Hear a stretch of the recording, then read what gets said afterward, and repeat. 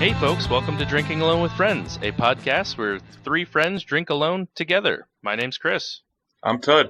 And I'm Obert. And y'all, it was a shroomish. Yep. A shroomish. It Mystery was solved. indeed. Mystery solved.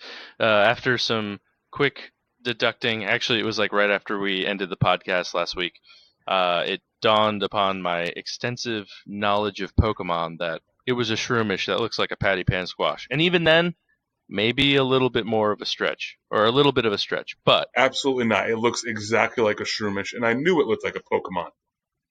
you did. But then you decided to say gulpin. Actually, you didn't say gulpin. Gloppin? Gloopin. Gloopin? Gloopin? Gloopin. Gloopin?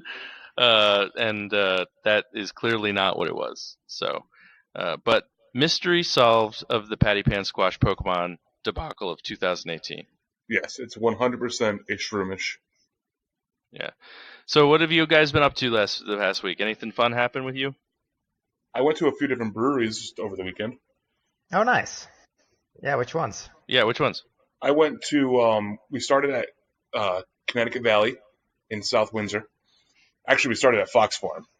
Then we went to Connecticut Valley because we had to drop off all our bottles and cans, and that's where the Can and Bottle Redemption Center is in Connecticut. Oh, I like how you can kind of do a 2-for-1 there. Yeah, so we took the money that we got from the beer and the beer cans and bought more beer. The full circle of beer life. Correct. I'm reminded of the Circle of Life song by the Lion King. Yes, that was where I was going with that.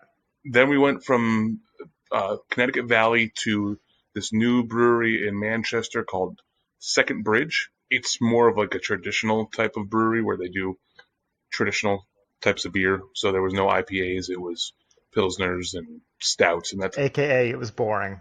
Yes, it was boring. Beer was really cool spot though. They're in an old mill, and the spot was better than the beer. Okay, they're in that mill right by that second bridge there. Yeah, just right by that Second Bridge. Oh, okay. I see now. Now, do you think they were like that because they're new, or are they like specifically just, oh, we're only going to brew Pilsners? They might just be. I mean, they're definitely new. On Yelp, they are considered hot and new. They had 10 reviews. Whoa. Yeah. Not as many as us. Yeah. So they might do IPAs eventually. I don't know. I'll probably just keep my eye on them and see how people start to review them. They were okay. They don't do flights either, so that was kind of a bummer. That's a liquor license thing up there, right? Yeah. Yeah, I figured. Oh, really? That's weird. And then from there, we went to Labyrinth. Chris, you'll remember this one. Remember after we ran the 5K? That's right, everybody. We actually do run from time to time. Well, from time. From one time to that exact same time. Exactly. From that time at the start of the 5K to that time at the end of the 5K, we run. There was one time that Chris and I decided to try to run a 5K, and in all fairness to the 5K, it was because there was a beer festival after the 5K. Yeah, like honestly, the best 5K ever. Yes. So we tried Labyrinth there. They had, I think, Pan's IPA and a Pilsner at the time. So we went. They finally opened, and so we stopped by there, and their beer is really good. Oh. They have a beer called Love Theory Love. That was it was fantastic. Awesome. Yeah, and then we went to Willy Brew. Oh, wow. So you had a full-on drinking day on Saturday. Yes.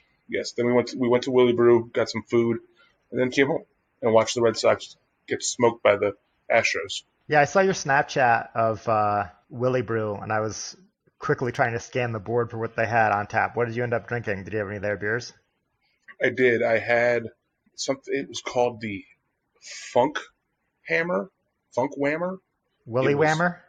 No, this was the Funk Whammer. Oh, okay. Funk Whammer 2016. So it had been aging for a while. It was a sour. It was okay.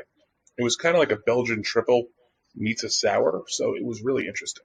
Yeah, my guess is they probably did some kind of a funky aging thing with one of their Willy Whammers, and that's where they got the name. I think the Willy Whammer's their barley wine that they do every year. Mm-hmm. Okay. Around Christmas time.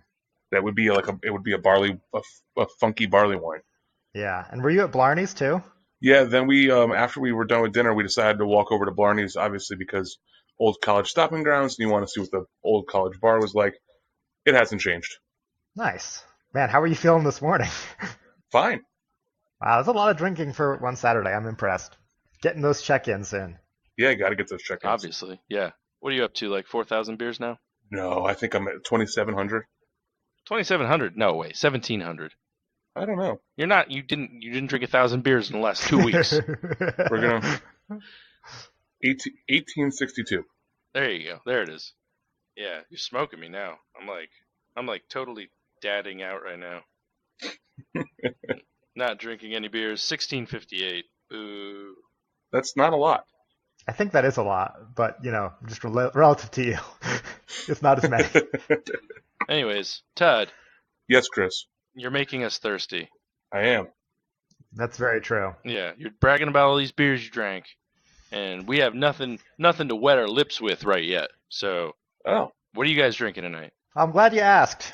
It was a cold day here in Montana. At the risk of turning this podcast into weather is different in different states. It was colder here. Yeah. We had a freezing fog this morning, and I got the fireplace going right now. It's a little toasty in here, so with that in mind, I decided I was going to go with a Dunkel from Kalispell Brewing Company. I went with the Winter at Noon Dunkel, which I just cracked it open. I'm about to have a sip right now. It's good. It's very traditional Dunkel. They did a very good, faithful recreation of the recipe. For those of you not familiar with Dunkels, it's a very malt-heavy beer. It's a sweet, smooth, good winter-style beer. And Dunkel's actually the first beer regulated by the Bavarian Beer Purity Law. Beer Purity Law? Yeah, Reinheitsgebot, I think it's called. It basically, in 1516, they passed a law in Bavaria saying that beer can only have 4 ingredients: water, malt, or I think barley probably, hops, and yeast. So the Germans are very proud of their beers, as I'm sure you guys know, but Reinheitsgebot, I think, is the German word for it. So this Dunkel is the first beer that was regulated by that law. Oh, so I'm assuming that one of those laws is there could be no Bavarian cream in the beer. No what cream? Bavarian cream. You ever heard of like a Bavarian cream pie? No. Oh, jeez. Is it good? It is really good. No, but yeah, it's just the law says that you can only have those 4 ingredients. But yeah, so getting back to this specific Dunkel, the Winter at Noon from Kalispell Brewing, it won a gold medal in the 2015 Montana Brewers Fall Festival in Missoula. It's a really cool place, the brewery itself, in downtown Kalispell.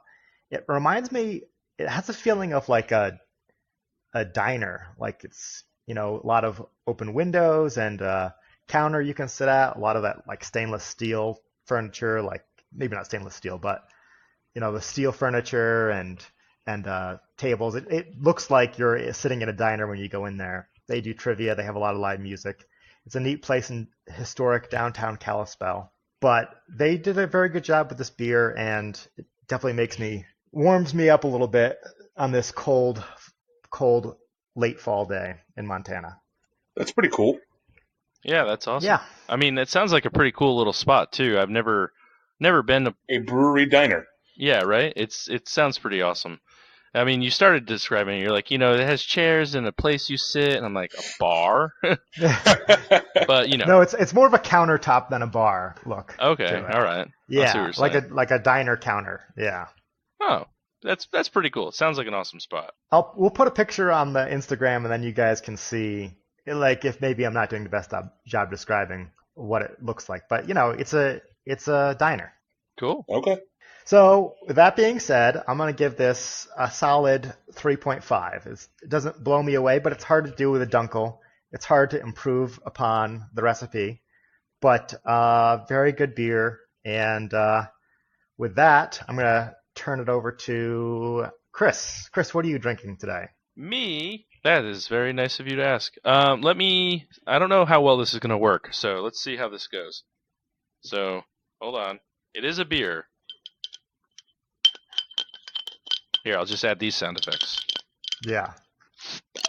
Ooh, that actually sounded really good. Oh, did it? Wow. Awesome. Yeah. Nice. Cool. So I am drinking something from probably one of my favorite. It's hard to say favorite. It like nostalgically one of my favorite breweries, and it's Harpoon Brewery. Oh, I love that place. I know, me too. And I mean, we could talk about it a little bit, but so it's their limited edition Dunkin Coffee Porter. So I was actually pretty excited to find this down here because I had heard that they released it, and being in Tennessee, I hadn't seen any Harpoon beers down here at all because I don't think they quite have the reach. Well, apparently I was wrong because my my local place that I get all my good beers, they posted on their Instagram saying, "Hey, we got this in stock. One-time shipment, blah blah blah blah blah." And I was down there like the next day to get some. So it is it's brewed with Dunkin' Donuts coffee. Wait.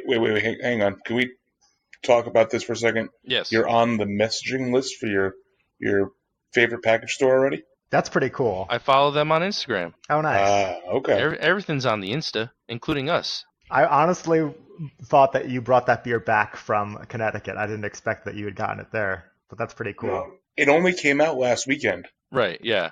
Yeah, Oh. it was only released last weekend.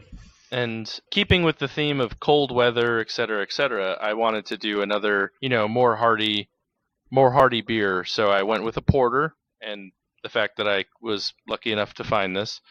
It's brewed with the Dunkin' Donuts coffee. So being from New England and being a coffee lover, it's like, America runs on Dunkin'. I think that's what the kids say.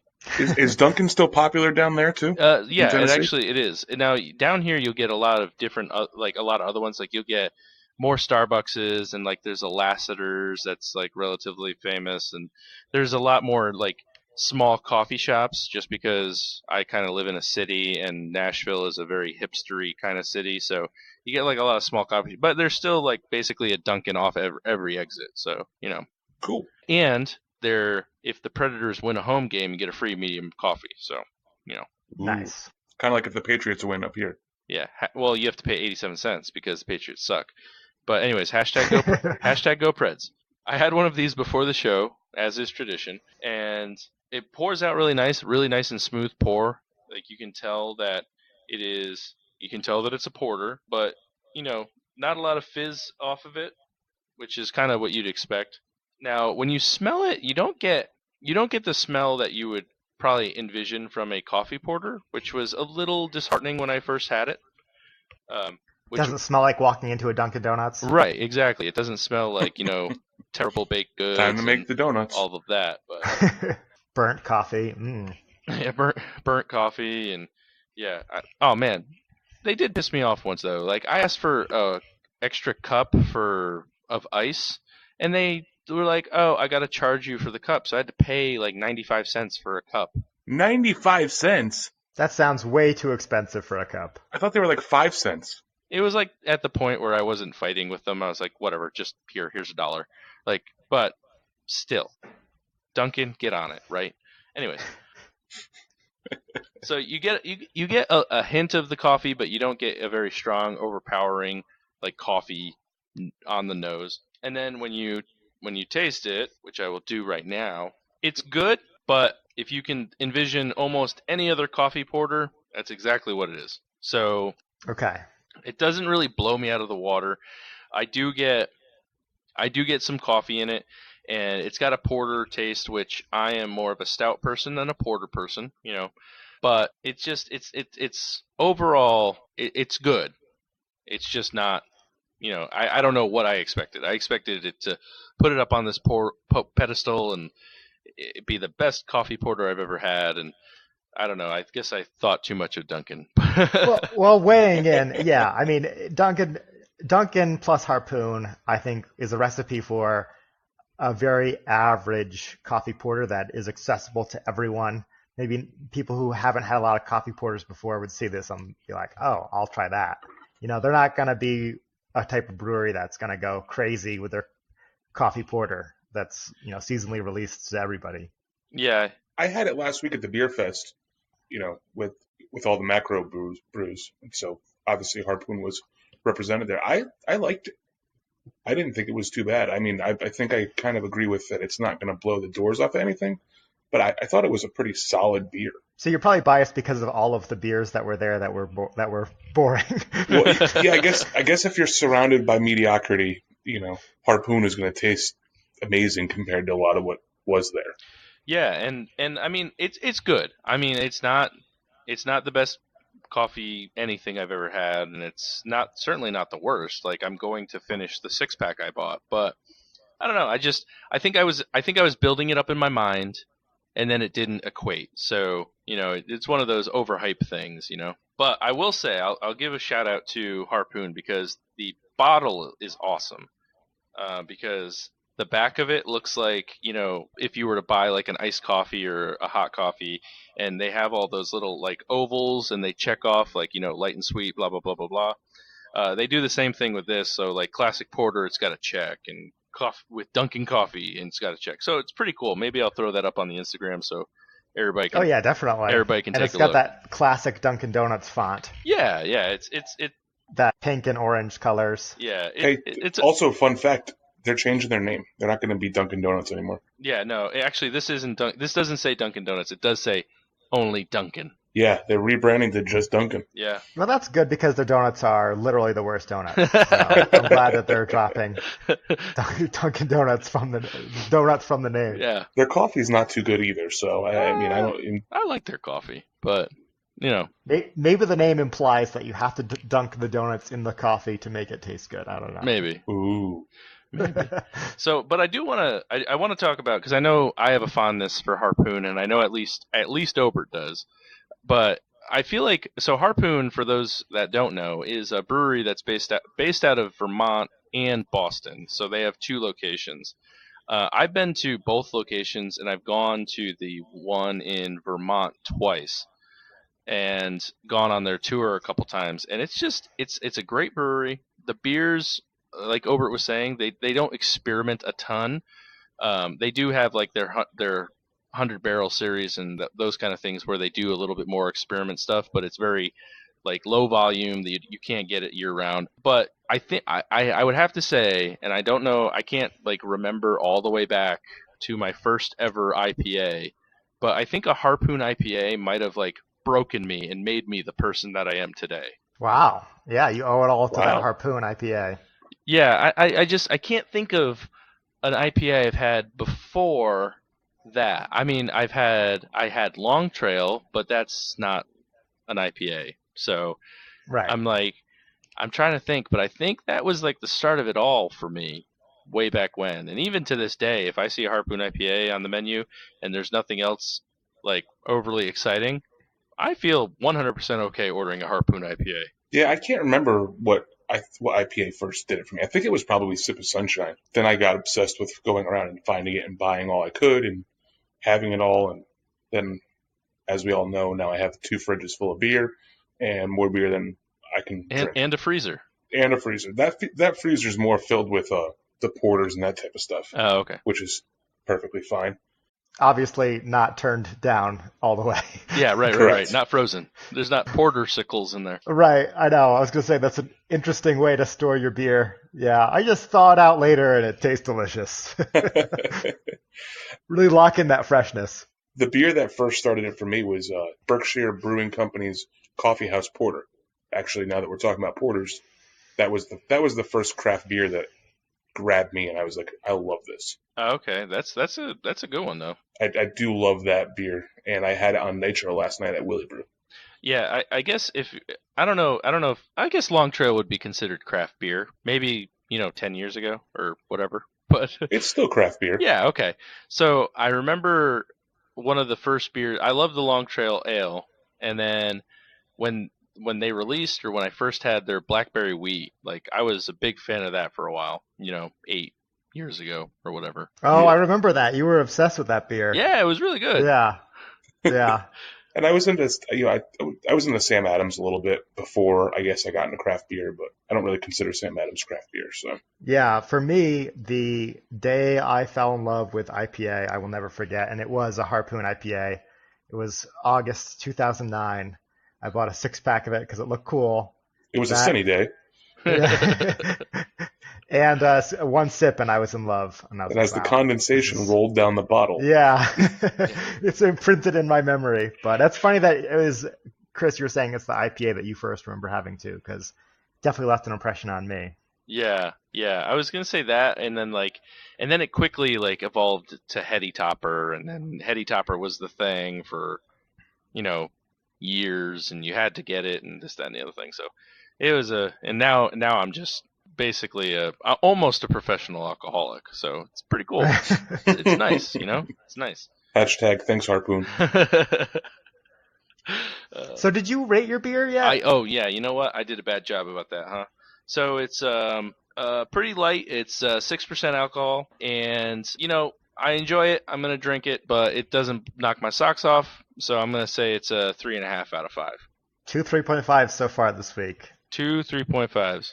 So Todd, I guess even though you drank all those beautiful beers this weekend, we'll allow you to drink another one right now, or a mixed drink if you want a mixed drink. No, so I am drinking a beer today. I have to crack the can, and since you decided to use a bottle this week, I'm going to steal your Whoa, your whoa, whoa, patented. whoa, whoa! Oh, I'm doing it. No, Oh, I'm No. doing it. no, no, no! Oh, that's it. That's it. I gotta get him on the line.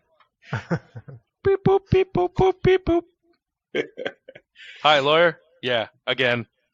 I don't know what to do with this guy. I know. You know what? Double it, triple it, quadruple it. Yeah, just send the paperwork over to Oren. He'll get it. By the way, he has moved off of the pedestal behind you. Oh yeah, where'd he go?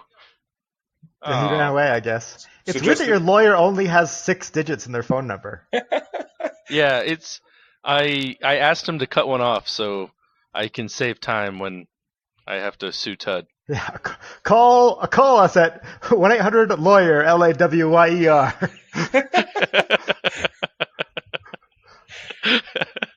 So just to fill in the listeners at home, we when we do these podcasts, we have our webcams on, and we could see Oren in the background slowly reaching out to hop down to the next level.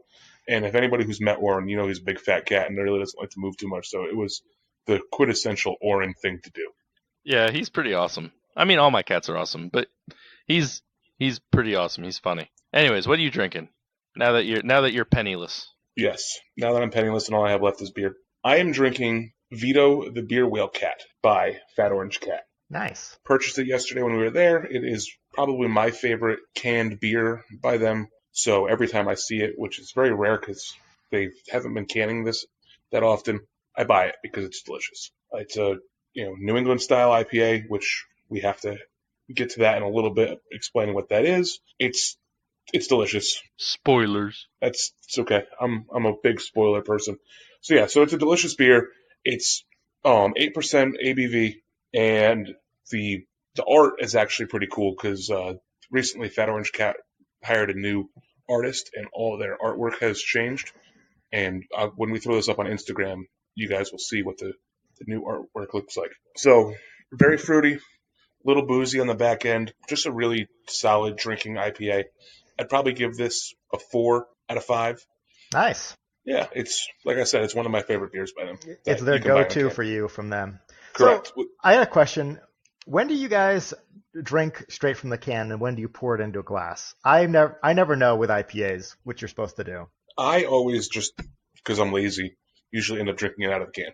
And I almost only drink out of glasses. Yeah. I don't like to do dishes. The only one I don't is any of the Alchemist beers because they distinctly say drink from the can.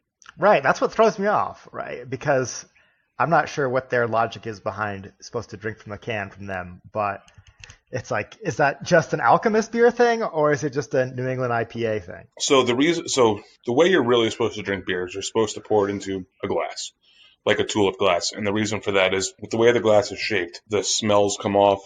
You're able to get a lot more aroma from the beer as you're drinking it because obviously, smell and taste are very closely linked. So being able to smell the beer while you're drinking it is super important for everything, but especially for IPAs. The reason that the Alchemist has drink from the can on their can isn't because that's how it's really supposed to be drank, but it's because their beer is unfiltered, and before the beer craze that has occurred and is occurring still most beers were filtered.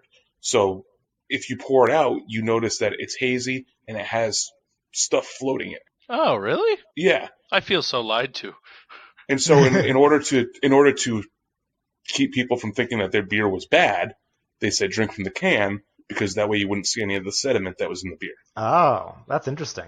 Is that a confirmed true story, or is that just your theory? No, 100% true story. I watched a YouTube video with the head brewer and owner talking about why they want you to drink it out of the can, and it's specifically because of the sediment, because it's unfiltered. Which I think in today's day and age, it's fine, and you would never even probably think twice about it. But right, or if you were a home brewer, you're used to sediment being in the bottom of your bottles, so you know it's not going to kill you. Right. Yeah, 10 years ago it was something that people just didn't want to see and hadn't seen before. That's crazy. I feel so betrayed right now, because I was actually going to make the point that the reason I pour almost everything into cans is because of the sediment at the bottom, and I want to get that, if there is a lot at the bottom, I want to get it like mixed in with the rest of the beer because it enhances the flavors and all that fun stuff. So I don't know. I don't even know. I don't know what to believe anymore. I might have to leave. I can send you the YouTube yeah, you know video, what? and we can throw it up. We'll put it. Yeah, we'll put it in the show notes. Yeah, because that's something I have to watch, and it's wow. Okay. Anyways, Fat Orange Cat's awesome. It is, and it's that and Fox Farm are obviously my two favorite breweries at the moment in Connecticut. And they're also like two of the closest ones to you, so that's cool. Yeah, I was going to say, they're partly my favorite breweries because they're, a stone's throw away in each direction. Nice. Cool. So I actually have a follow-up from last week. I know after Chris did Hoppy Hour and we were talking about Simcoe hops and Dogfish Head and all that, we're trying to find beers with specifically featuring Simcoe. Oh, and by the way, for anybody who hasn't listened to last week, this is the point where you go back and listen to last week and then come back to this episode. Yeah, we'll wait. Okay, good. You're back. But I reached in my fridge and I realized that when I was in Connecticut, my friend Bree gave me this beer from, Connecticut Valley Brewing Company, called I'm in Love with the Simcoe. Hey! And so we're trying to find beers that feature it, and now I finally found one.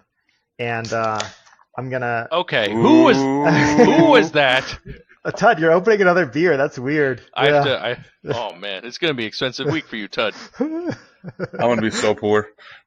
So I'm going to pour this beer into a glass. I'm just going to text my lawyer this time. Now that I know I'm not supposed to drink it from the can.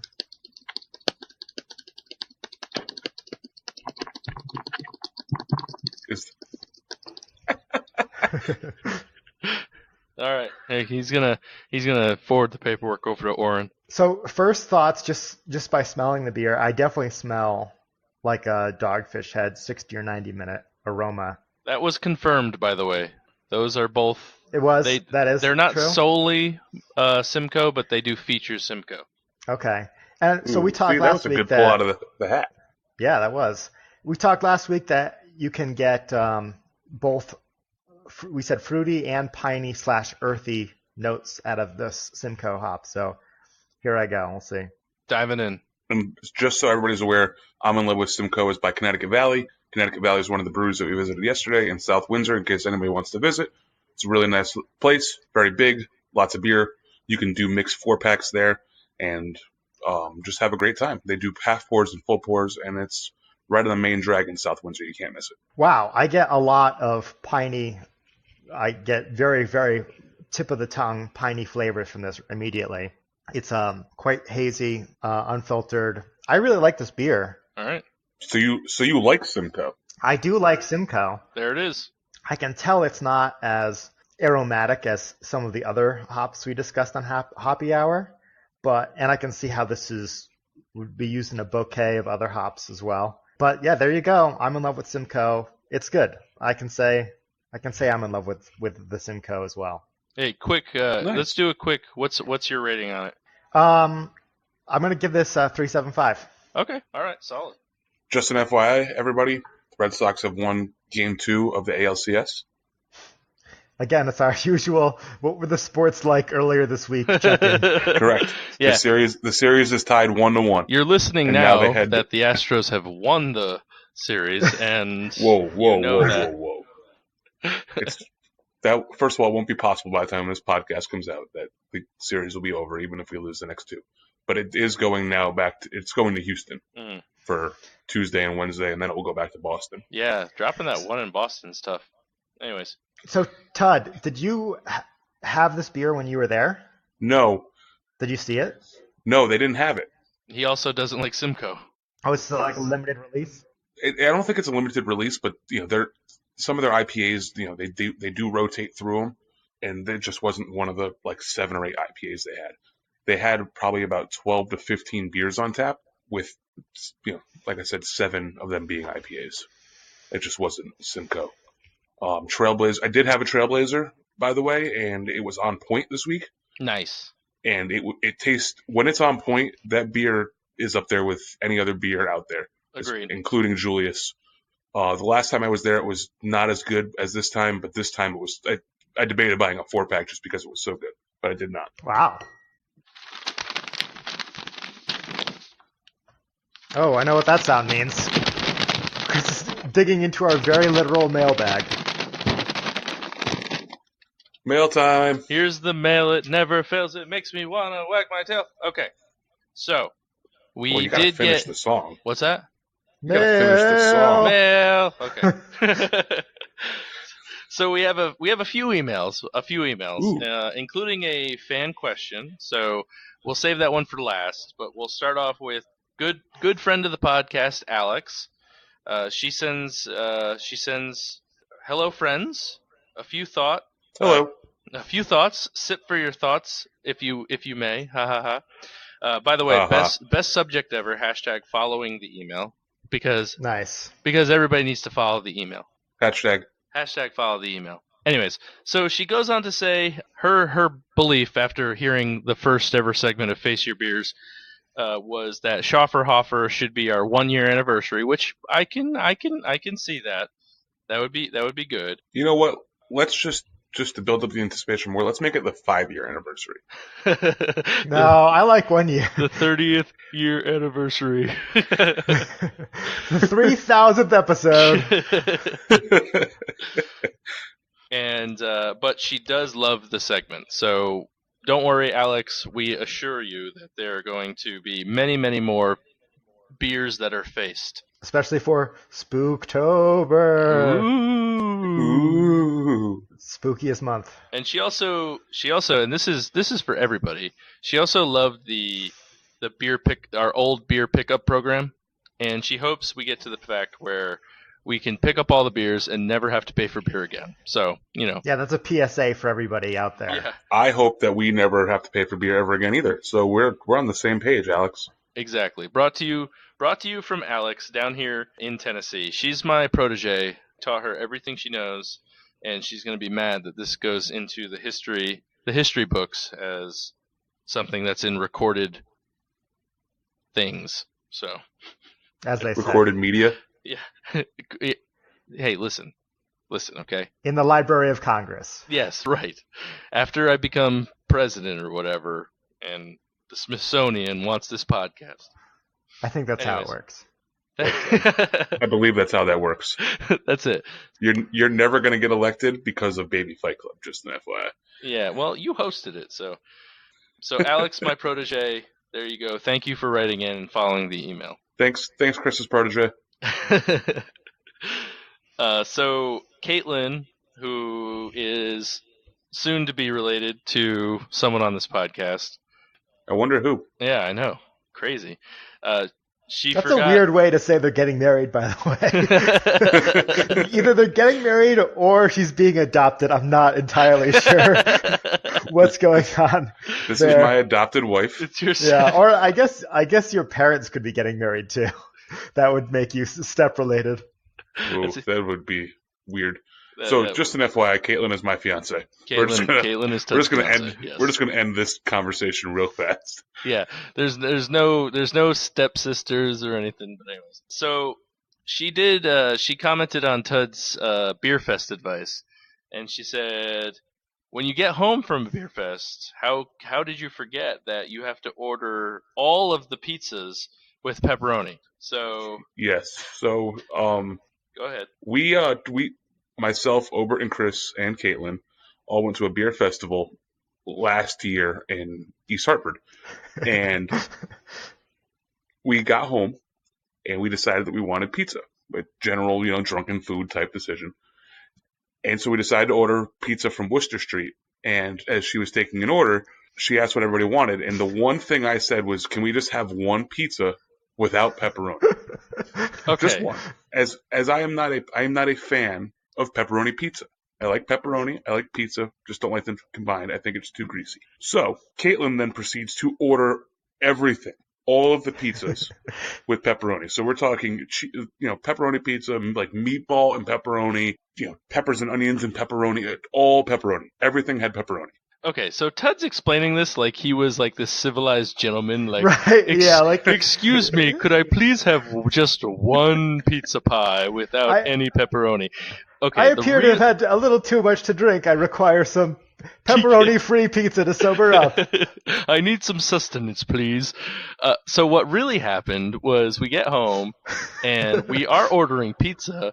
We're all pretty drunk, and Tud is screaming from the couch, I don't like pepperoni! No pepperoni! Blah, blah, blah. While poor Caitlin to be fair, that only is that much clearer than the way he described it. Yeah. And while Caitlin's ordering stuff on the phone, now Caitlin orders 5 pizzas for 4 people. I don't know what was going on there. And I heard her order. I heard her order, and she ordered some without pepperoni. I don't remember what they were. And they all come with pepperoni. It was the best day of my life. It was hysterical. Yeah, everybody needed a whole large Worcester Street pizza. In case anybody doesn't know how large these pizzas are, they're like the size of like 2 normal larges anywhere else. So we had all this pizza with pepperoni on it, and 5 of them for 4 people. And I don't really think we ate most of it because we were all drunk and started to fall asleep. And I do remember we had the triple sunshine that night, though. We did. Yes, we did. Yeah. And we had the Idaho 7, I believe, and that was really good. Yep. Oh, yeah. And I think we did a stout, too, before we went. We pre-gamed the beer fest. Yeah, true. That's always a good idea. Yeah. # not our proudest moment. In true drinking alone with friends, whatever I was going to say. Fashion. Yeah, there you go. That's the word. Listen, I worked today, so I'm tired. I'm sorry you worked 3 days in a row and then have the rest of the week off. All right, but to be fair, I worked like 14 hours today, so that stinks. Try working 5 days in a row, though. I used to do that. That's for you full-time folk. Like get semi-retired like me. I know. I got to get on that. At least you know what? After a long half week at work, you can sit back, relax, drink alone with your 2 closest friends while, having some delicious 3.5-star beers. Yeah, I mean, don't get me. I don't hate this Dunkin' coffee porter. It's pretty good. Clearly not. Otherwise, it would be a face your beer segment. Yeah, I might have another one. Who knows? But ooh, getting wild. All right, so we have one more email, and this is from Mike or Michael, I guess. I don't know which one he goes. What does he prefer to go by? Does he care? Michael. Okay. All right. It's from Michael. And he says, really enjoying the podcast. Sound like we're having a great time. And he's known us since forever. So, including one person. Literally forever. Literally forever. But he does have a quick question, and maybe one of you guys can field it. A couple times, and we've mentioned it all the time, that we've enjoyed a really good New England beer or a New England beer or New England style beer, or something like that. We mentioned New England a lot. And he was just wondering what, outside of obviously geographical location, what constitutes a New England beer? Which I will say, Michael, it doesn't necessarily have to come from New England to be a New England beer anymore. It's really weird. Yes, New England style, right. New England style is kind of the thing now, yeah. No, that's a good question. And it's tough because it's tough to know where our listeners' knowledge level of different beers are, which is, I think, why it's a good thing we're doing the segments like Hoppy Hour and talking about different stuff to educate our listeners. But for those of you who don't know or aren't super into beer, well, thanks for listening to the podcast anyway.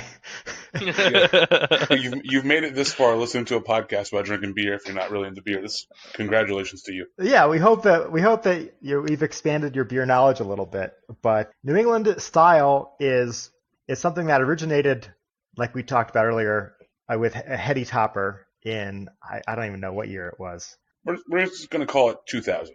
Yeah, I would say end of the first decade, right? Like 2009, maybe 2008. Yeah, it's somewhere around there. Yeah, it's an intensely hopped beer, and in addition to that, a lot of the hops are added at the end of the boiling process when you get a lot of the aroma. So you get a very strong hop aroma with less of the bitterness added when you add hops later in your brewing time. And it's typically a very hazy beer. If you were to hold it up to the light, you wouldn't be able to see through it. Unfiltered. Unfiltered, right. Yeah. Right. Yeah, so it's a very unfiltered beer, kind of like what we were talking about with Heady Topper a little bit earlier. They don't filter the beer. So when you pour a Harpoon IPA, you can see through it, and it's got a lot of that bitterness, a lot of the IBUs to it, where a New England style IPA is more fruit forward, tropical, not filtered, very hazy. Sometimes people go as far as to add lactose to the beer. Yeah. So that way you get a little bit more of a murkiness to it. That tends to be something that was more developed in like Pennsylvania, but it still kind of falls into the New England style IPA. But when we say New England style or New England beer, it's always an IPA. It's not a New England porter or a New England stout. It's New England style IPA. It's just going to be very fruity, forward, hazy type of beer. And I think another characteristic of New England IPAs is they're typically sold in a 4-pack of 16-ounce cans, and you're probably going to spend between $12 and $16, $18 on the upper end for a 4-pack. Yeah, unless you're going to Trillium, then it's like 22. Yeah. But they're expensive beers to make because of how much they add for hops. They're not just raking in tons of profit. These are very ingredient intensive beers. Yes, when the boil is done, you throw in all the hops, then you ferment it, and then during the fermenting process, you're throwing even more hops into it to really bring out I didn't know that. That's interesting. That's the dry hopping part of it. Okay. So when it's fermenting, they're tossing in significantly more hops at multiple different intervals. So when we were brewing, Chris and I, we threw in the hops at the end of the boil, and then 2 weeks into the fermenting process, we threw more hops in, and then another week later, we threw even more hops in, just so we were getting all that aroma and all that flavor out of the hops. And when you throw them in late, it does kill the bitterness, but brings out a lot of that juiciness. That's why you get hops like Citra, Mosaic, Simcoe. They're generally more citrusy hops anyways, and so when you throw them in at the end, you're getting a lot of juiciness from it. Right. And we'll talk, as this podcast keeps going on, we'll talk more and more about the brewing process. I know we've thrown in a little bit here and there, but stick with us. Eventually we'll get through all of the steps, and you'll learn how beer's made as long as you keep listening. Which everybody will, of course. Of course. Yeah. Why wouldn't they? In fact, the people might eventually clamor for more than one episode a week. Well, let's not go crazy. Yeah, let's not go that far. I'm only semi-retired. I'm not retired. Yeah. Well, it was a good mailbag. Yeah, good mailbag. Hey, thanks, everybody. Yeah, thanks, everybody, for writing in and, send us the emails. We love reading them. If you have any questions or... DAWFpodcast@gmail.com. DAWFpodcast@gmail.com. # follow the email. But if you have any other questions about beer, about not beer, you can ask about how cold Tennessee is and all that fun stuff. Just... Secret to life. Yeah, secret to life. I mean, we just don't give that away. At least. Yeah. And just write in, and we'll read them. And when we get a few more, we'll do the mailbag again. So I do think we need to talk about the egg carton Snapchat controversy of 2018 here.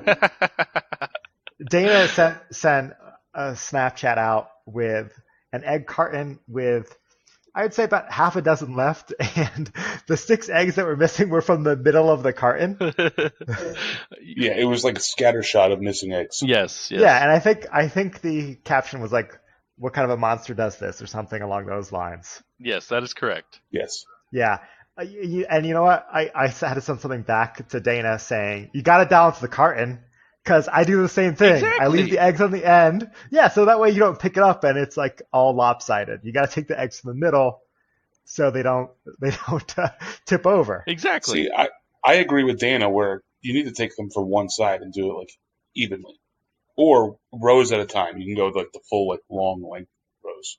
Oh, I wouldn't. Well, okay, so this... Then it's lopsided the other direction. Yeah, right? The other axis. So I was making hard-boiled eggs, and I needed a dozen, and there were 2 left in one container, and then I had to take 10 out of a 18 pack, right? I think it's 18. Okay. So I had to take over half of the eggs out.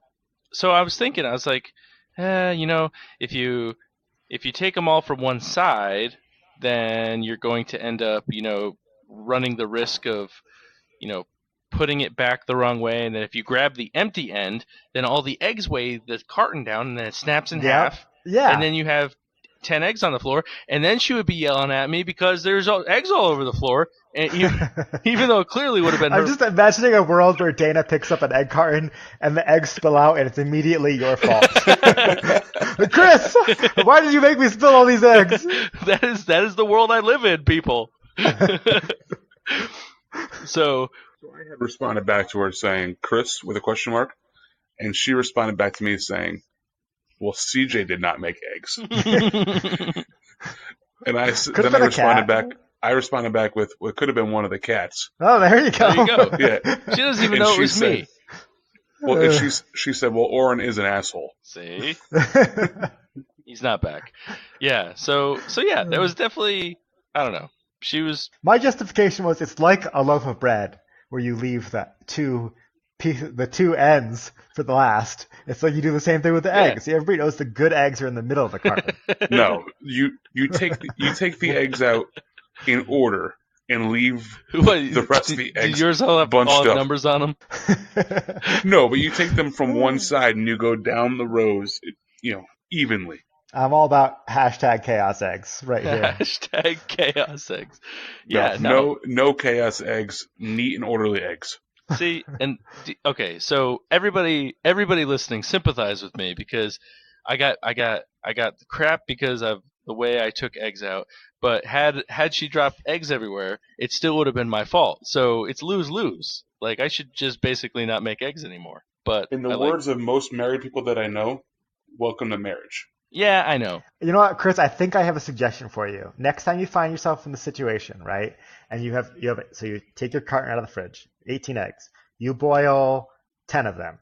You take those 8 remaining eggs and just take them out of the carton and one by one put them back on the shelf. So that way you can't be accused of improperly loading the carton. Better yet, hide them in the fridge. Yeah, it's like every day could be like Easter.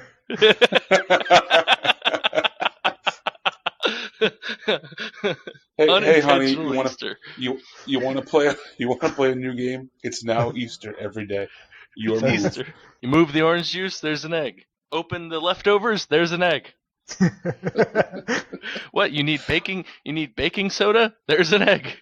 Just imagine opening the fast food Chinese food container and you open up the lo mein and it's just like a little bird's nest around an egg. This is how Chris ends up divorced. Right. I was going to say, this may or may not be why I'm not married, because I do shit like this. Chris is going to go. Chris's first wife in first marriage ended because of eggs. So this podcast so far is so my wife's a really good sport and I love her to death, but it's like progressively going to be, if you listen to this podcast from the beginning and keep listening, eventually there'll be a divorce part and you'll know why. Someday our audio is going to be used in a court of law.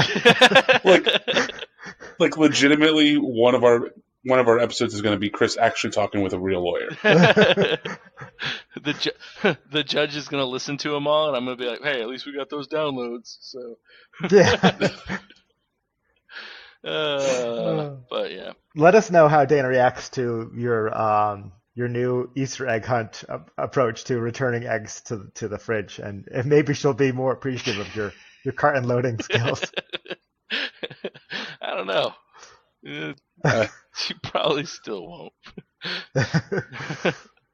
This is how Chris got his ass kicked by Dana. Yeah, right. And what are you gonna do? I will say, I think it's kind of weird that out of everybody on this podcast, you're the only one without a nickname. Yeah, I know. I mean, I don't know. I never really had a nickname like at all. The only one that I've got. So I mean, I was Adamowitz through most of school. That just rolls off the tongue. Right. And then I was Chewy for a while, and then I was P-Jax, and then I was Adamo, and now I'm Chris. So you skipped over Jesus. You skipped over Jesus period. You skipped right over Jesus. I love how you just conveniently avoided that. I mean, no one called me Jesus. They just said I looked like Jesus. Just for anybody who really didn't know Chris back then, the dude had like shoulder-length hair and a beard. Like glorious shoulder-length hair. Thank you very much. And did look almost exactly like Jesus.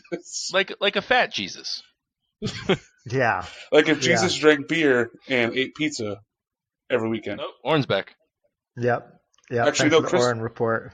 At that point in time, Chris, you were sober. I was. Yes, I was. So that's before it all went downhill. So if Jesus was a fat 18-year-old who ate pizza and drank Mountain Dew every weekend. Yep. Those were the days. By the way, what was that Snapchat about Mountain Dew being Tennessean? Yeah, so we had a potluck today at work, and it was delicious, of course.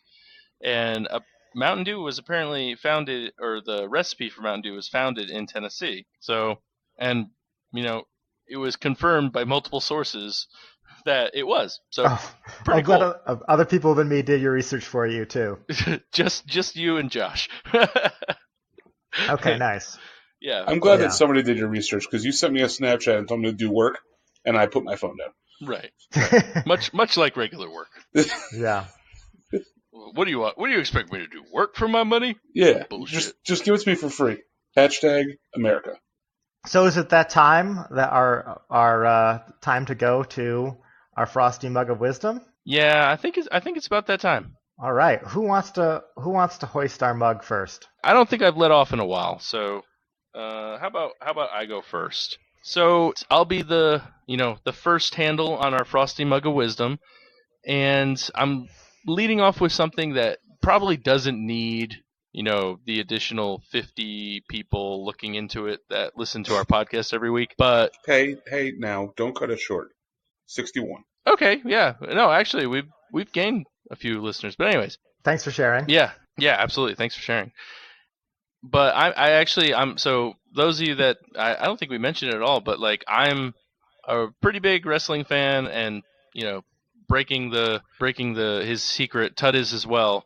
And I just actually finished the most recent SmackDown Live, and I found out it was a secret. I guess so.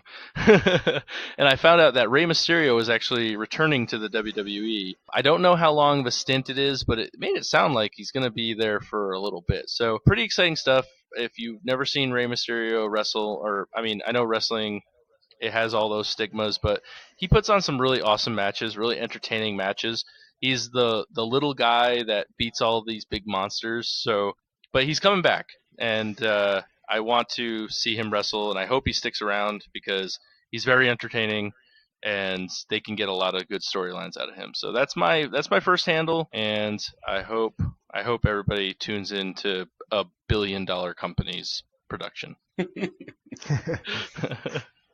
Who's next? Nice. Who's got the central handle? I'll go second. Okay. Yeah. So this week I have to share a new game I've been playing. It's called Thumper. And it's the reason I wanted to share it is because it's honestly one of the most unique video games I've played in a long time. Now, is this the game that's kind of like the drinking game where we pound on the table and, What's the name of the game? Yeah. Why don't we play? No.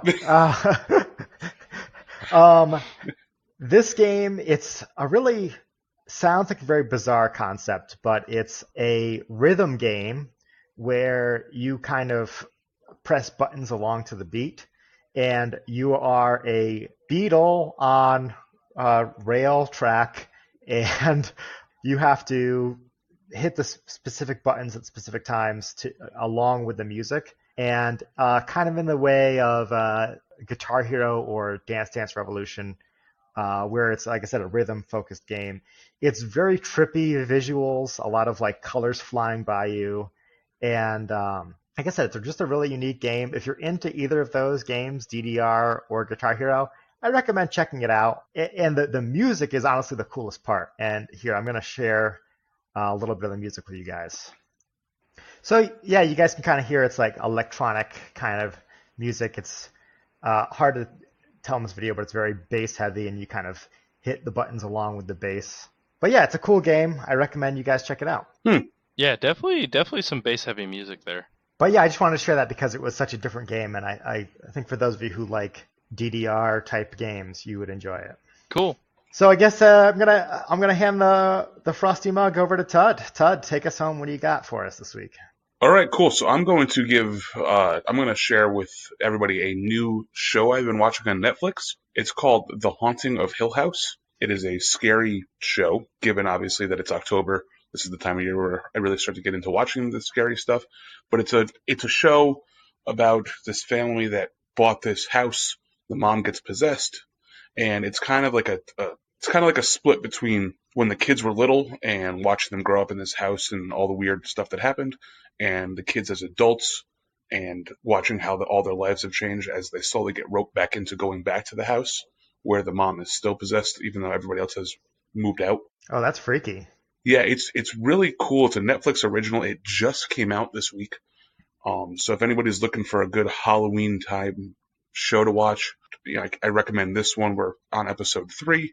Of course, obviously, American Horror Story is another one you can watch too on Netflix if you're into that as well. That seems like a good twist on the traditional haunted house story where it follows them over the years. Yes. This kind of reminds me of, if anybody watched the movie from probably the 2000s or late 90s called The House on Haunted Hill. I think it's the same house. I would say the title obviously sounds pretty similar. Right, and at first I thought it did too, and then when I started watching the show and it showed the house, I was like, this looks almost exactly like that house.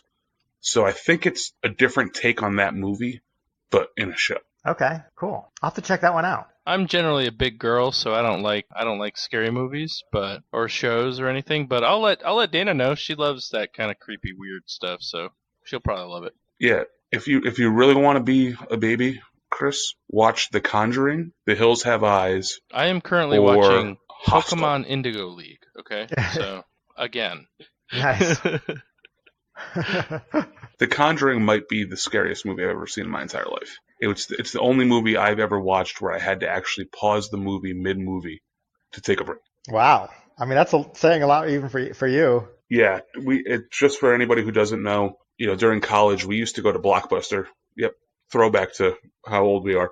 We used to go to Blockbuster on Friday and Saturday night and rent literally every single horror movie we could, watch them, and then return them the next day, and then get more because we wanted to watch all the horror movies, and we made it through a lot of the all-time greats, plus all the Friday the 13th and all the Freddy's and Halloweens and all that.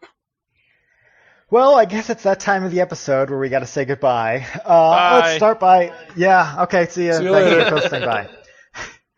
I want to start by thanking those breweries that helped us achieve our goal of drinking alone with friends this week. I want to shout out Kalispell Brewing Company as well as Connecticut Valley Brewing Company for their delicious beers tonight.